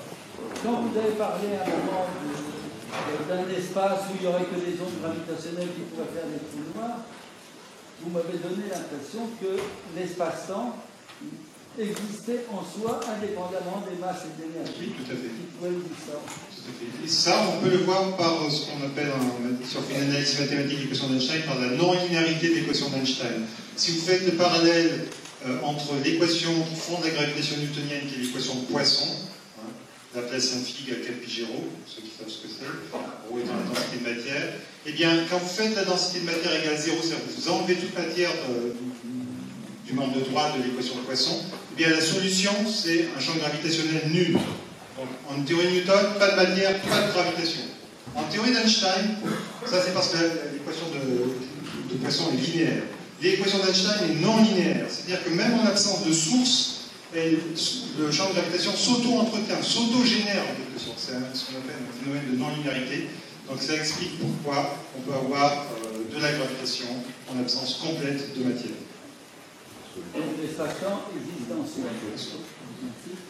Notre question, oui, monsieur, allez-y. Quelque chose qui me semble légèrement paradoxal. Rien ne peut sortir d'un trou noir, mais pourtant, de la fusion a été extrait l'équivalent de 3 masses solaires en énergie des ondes gravitationnelles. Oui, alors cette énergie, elle vient, il faut la voir comme venant de l'espace-temps lui-même, de l'environnement du trou noir, si vous voulez. On ne peut pas localiser, c'est-à-dire que la notion d'onde gravitationnelle est bien définie en champ faible, comme je disais tout à l'heure, c'est-à-dire que c'est quand on linéarise l'équation d'Einstein, quand on est loin des sources, on peut bien distinguer des ondes. Si on se place près des trous noirs, tout aussi beaucoup, mais on ne peut pas dire ça c'est le fond et ça c'est l'onde. On ne peut pas distinguer l'onde gravitationnelle du fond de l'espace-temps. Donc, on ne peut pas dire ah l'onde elle est émise à cet endroit-là, par exemple. C'est pas comme si vous émettiez une particule, un photon à un endroit bien précis. C'est uniquement quand vous éloignez du système, et bien vous voyez que eh bien, ça se traduit sous la forme d'onde. C'est un peu ce qu'on voyait avec ces spirales qui naissaient dans le film. En fait, près des trous noirs, on ne voyait pas vraiment ce qui se passe, tout aussi, tout est très dynamique. Et donc, si vous voulez, ces ondes, elles viennent plutôt de l'énergie de liaison du système, pour parler en termes newtoniens. Elles ne sortent pas du trou noir, ce n'est pas de l'énergie qui serait prise, qui sortirait de l'intérieur du trou noir. C'est plutôt l'espace-temps dans son ensemble qui rayonne de quelque chose. D'autres questions? Levez le bras. Oui, vas-y. Question très simple. Quelle est la vitesse de propagation des ondes gravitationnelles et sont-elles soumises à un effet Doppler ou l'équivalent d'un effet Doppler comme pour la lumière? Alors, la première question, c'est la vitesse, c'est la vitesse de la lumière. Ça, quand on est loin des sources, ça se propage à la vitesse de la lumière, ce qui n'est pas surprenant dans une théorie relativiste, il n'y a pas de vitesse privilégiée. Pour ce qui est de l'effet Doppler, donc vous voulez dire, effectivement, si on a un objet qui a une certaine vitesse par rapport à nous et qui émet des ondes gravitationnelles, est-ce qu'on va avoir un décalage de ces ondes? La réponse est oui, effectivement, les fréquences seraient décalées par l'effet Doppler, comme les ondes newtoniennes. D'autres questions? Moi j'en ai une. Et les trous blancs? Ah, alors les trous blancs, oui. C'était pas marqué, c'est ça, oui. La phrase en hébraïque, un trou noir, c'est trou blanc. Alors, les trous blancs existent aussi comme solution mathématique des équations d'Einstein, comme les trous noirs. Par contre, comme solution physique, c'est-à-dire est-ce qu'on pense qu'il y a des trous blancs dans l'univers? Non. Donc un trou blanc, ce sera un peu l'inverse d'un trou noir, c'est quelque chose d'où tout peut sortir, mais rien ne peut rentrer. C'est-à-dire, si vous essayez de vous approcher, eh bien, il faudrait une accélération infinie, vous n'arriverez pas à votre vaisseau, vous serez obligé de faire le tour. Et donc ça existe, hein, comme solution, encore une fois, des équations d'Einstein. Mais on n'en observe pas dans la nature, on n'a aucun objet dont on peut dire ah bah ça, on peut expliquer que par un trou blanc. Alors que dans les minérites, c'est au centre de la galaxie, ce qu'on voit, entre guillemets, ou ce qu'on ne voit pas plutôt, eh bien, dans l'état actuel de nos connaissances, l'explication la plus plausible, c'est pas la seule, mais celle qui est la moins exotique, on va dire aujourd'hui, c'est le trou noir. Donc on est persuadé que les trous noirs existent, et là on vient même d'en voir fusionner par onde gravitationnelle. Par contre, des trous blancs, on n'a aucun soupçon, vraiment aucune évidence de ça. Bon, dommage. Oui, vas-y. Plus fort. La relation qui donne l'horizon, bon, c'est la même que celle de la vitesse de libération. Mais cette vitesse de libération est liée à deux masses. La masse qui se libère et la masse qui lâche. Et dans les relations, bien sûr, il y a une masse qui saute qu'on ne voit plus. Donc, c'est-à-dire la masse qui se libère. Alors, c'est très curieux de voir que ça a été retenu aussi pour la lumière. Ça implique alors qu'on a mis une masse à la lumière. Oui, alors, quand on parle en termes de vitesse de libération, comme je l'ai fait tout à l'heure, c'est pour faire des analogies newtoniennes, c'est-à-dire pour se raccrocher à des choses qu'on connaît. En relativité générale, on ne parle pas de vitesse de libération directement, on ne parle pas non plus forcément de masse de la lumière. On décrit le mouvement des particules par des géodésiques de l'espace-temps. Donc toutes les particules décrites des géodésiques de genre temps pour les particules massives et de genre lumière justement pour les particules sans masse comme le photon. Le photon n'a pas de masse au repos, c'est une particule de masse nulle. Donc c'est décrit comme ça en relativité. Et donc un trou noir, c'est un objet duquel les géodésiques lumière et les géodésiques de leur temps ne sortent pas. Voilà, c'est ça la définition. Voilà. C'est pas en termes de vitesse de libération. Ce qui permet et les neutrinos là-dedans, ils s'engloutissent dans le trou-là, ils traversent. Ah non, ils s'engloutissent, ils n'en sortent pas non plus, parce qu'un neutrino, vous savez que les neutrinos, on a longtemps cru qu'ils étaient sans masse comme les photons. On sait aujourd'hui qu'ils ont une masse très faible, toute petite, des fractions d'électronvolts. Et donc, ils voyagent presque à la vitesse de la lumière, mais pas tout à fait. Donc, ils sont un peu en dessous de la vitesse de la lumière. Et donc, du coup, ils ne sortent pas du trou noir. Non, une fois qu'ils rentrent dans les trous noirs, ils s'en sortent pas. Contrairement, effectivement, vous pensez peut-être une théorie qui traverse la Terre sans problème. Ça ne pose pas de problème. La Terre, un trou noir, il ne traverse pas sans problème. Il reste dedans. Oui, monsieur. Quand il y a un effondrement stellaire qui donne lieu à un trou noir, il y a une certaine masse qui reste dans le trou noir. Est-ce que c'est la même masse qu'on observe quand il donne non, en fait, il y a une partie, en termes newtoniens, on pourrait dire qu'il y a une partie, une libération d'énergie potentielle gravitationnelle dans un effondrement. Donc, en fait, ça ne va pas forcément être directement la même masse. Il y a un rapport. Ça dépend de la capacité du corps de départ, en fait. Hein. On peut calculer, effectivement, c'est des choses qui sont calculées. Bon, je suppose que vous n'avez plus de questions. Si, une dernière. Allez.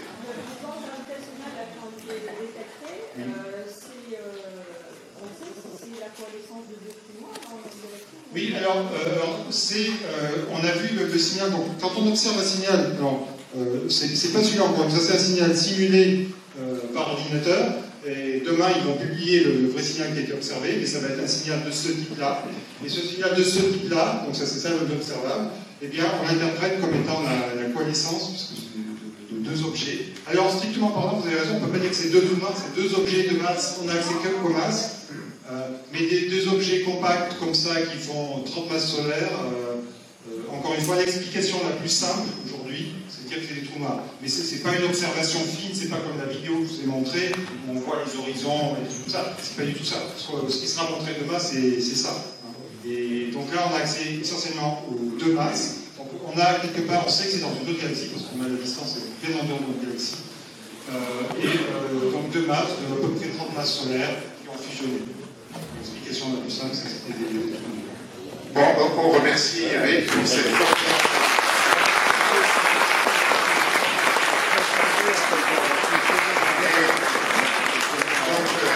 Eric nous a donné sa présentation, donc je la mettrai en ligne avec le compte-rendu dans quelques jours. Si vous cliquez sur le PDF de présentation sur l'onglet vidéo, vous accéderez aux vidéos. La plupart de ces vidéos sont sur YouTube. Oui, sinon je les trouverai, je mettrai des liens. Alors je vous donne rendez-vous à la prochaine conférence, le 9 mars, où François Leblanc nous parlera de